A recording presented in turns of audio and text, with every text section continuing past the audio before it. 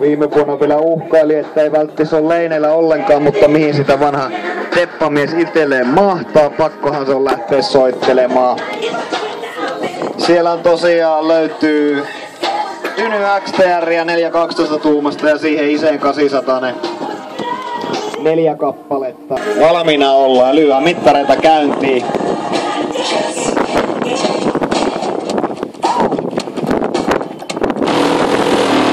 Ja sieltä lähtee tulemaan ja päälle saa 50 roiski tansilla 115,5. Kova on keskiarvo alkuun, miten se jaksaa loppua kohti. 150,88 ja taitaa hieman jäädä Jämsänin luvulle, mutta 150,43. Kyllä se on kova luku, mutta hieman jäi vielä Jämsänille. Katsotaan loppukaudesta miten käy.